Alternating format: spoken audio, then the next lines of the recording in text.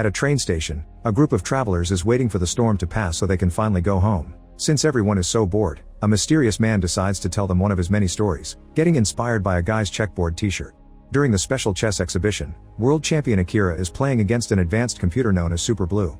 Akira can calculate only 3 moves per second, while the computer can do over 200 million moves. The disadvantage is quite obvious, and with a big audience watching them, the pressure is overwhelming.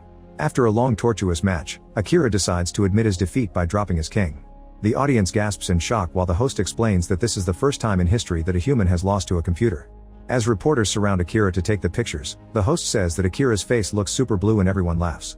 The humiliation causes Akira to hit the board with his king, breaking it in half. 3 years later, Akira is sleeping on the street with other homeless people after spending another night drunk to cope with his depression. Suddenly a fancy car parks in front of him and 2 mysterious men in black suits come out. They grab Akira and drag him into the vehicle while ignoring his protests. Moments later they arrive at a mansion and Akira is left in a room with some very creepy statues surrounding a table. An old man with a cane appears and hopes that his men treated Akira well. He refuses to introduce himself and explains he's looking for the legendary chess world champion.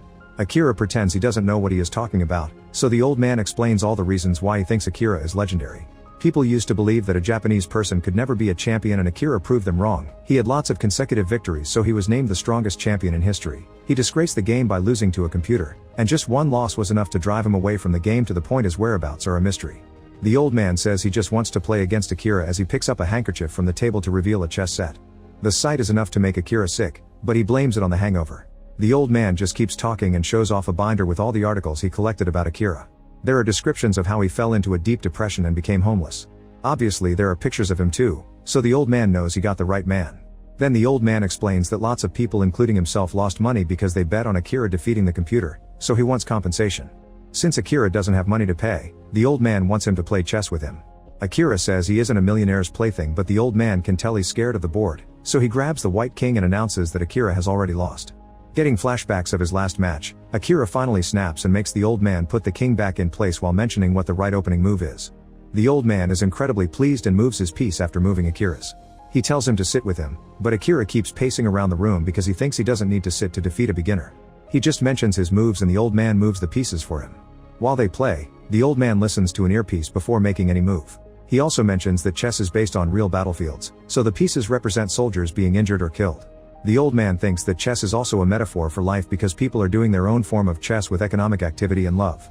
While looking out the window, Akira is irritated by all the talking and yells at the old man to shut him up, but instead the guy starts asking how it felt to lose. He thinks Akira's heart still yearns for chess no matter how he tries to stay away from it. His words turn manipulative, playing with Akira's mind until he starts imagining that the people on the street are only wearing black and white suits, and they're standing on a giant chessboard. He compares their positions to those on the table and realizes that they match. When the old man makes his next move, he takes Akira's pawn. At the same time, a black suit proceeds to stab the white one. Akira turns around and sees blood on the white pawn while the old man says that pawns are just nameless soldiers that serve the king so they shouldn't matter. Akira is still freaking out so the old man tells him to go outside and check things himself.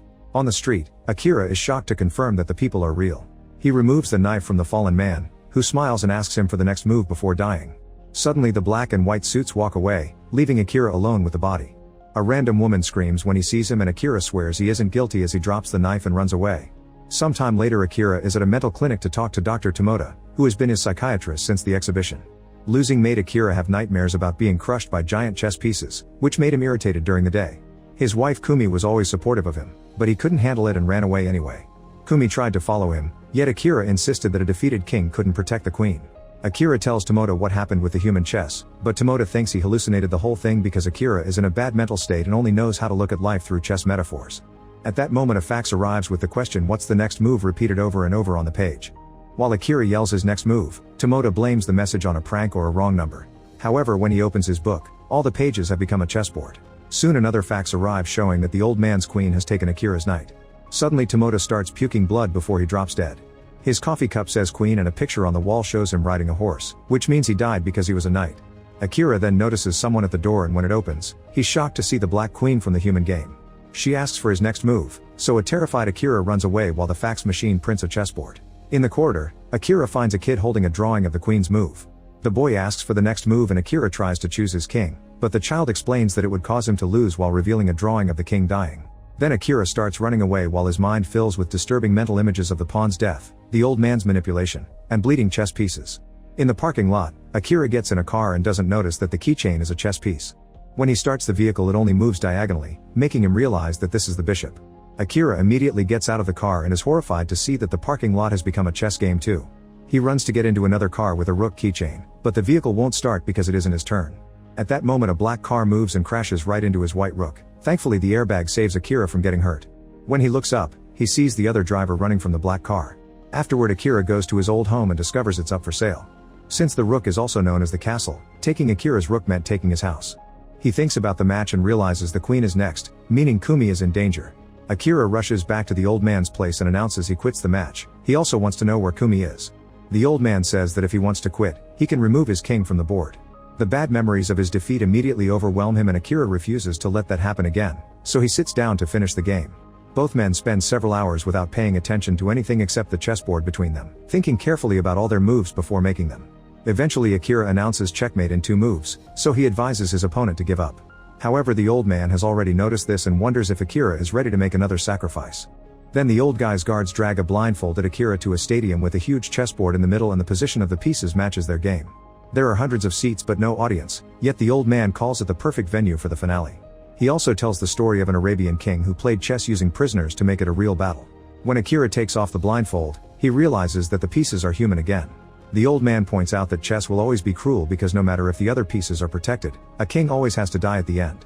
Akira can easily win the game by moving his knight, however this will leave his queen exposed.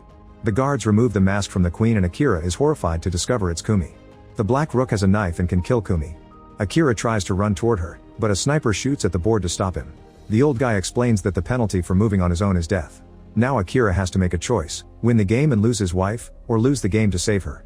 Kumi shakes her head but can't tell him anything because she's been gagged. After thinking about it for several minutes, Akira reminds himself that the king must protect the queen. He then decides to move his king piece, who happens to be himself. The opponent rook immediately advances and stabs Akira, causing him to collapse and lose the game. Suddenly the old guy and all the pieces start clapping. Even Kumi is clapping and smiling. All the human pieces from the street board and Dr. Tomoda enter the stadium as they clap too. Akira blinks and realizes he isn't actually hurt, so the black rook reveals he was using a fake knife. Tomoda explains to Akira that they've tricked him in this crazy game as part of his treatment. They've put him through shock therapy so he could rediscover his love for chess and convince him to enter competitions again. The old guy is a big fan of Akira, so he agreed to pay for everything. He reveals he doesn't have much time left, so he wanted to contribute something to humanity before death. It was his money that developed Super Blue, but he hated seeing a computer beat a human being and wanted a rematch.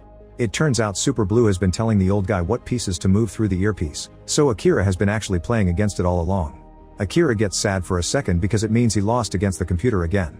However, he doesn't regret it because he finally understands that Kumi is more important, so he asks her for a second chance. Tomoda and the old man then reveal that Akira didn't lose.